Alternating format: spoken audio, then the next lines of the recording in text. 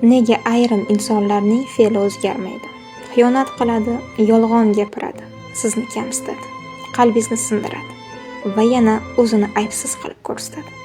Siz esa yig'laysiz, kechirasiz, sabr qilasiz, o'zgarishini kutasiz. Lekin ba'zan insonni siz emas, faqat Alloh o'zgartira oladi. Allohning go'zal ismlaridan biri Qahhar ismi.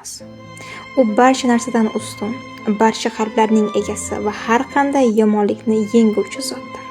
Agar siz xiyonatdan, zulmdan va yomon fe'llardan aziyat chekayotgan bo'lsangiz, quyidagicha duo qiling. Ya Qahhar, qalbimni azoblagan barcha yomonliklarni mendan uzoqlashtir. Menga xotirjamlik, sabr va yaxshilikni ato etgin. Shuni unutmang, sizning ko'z yoshingiz yerda qolmaydi.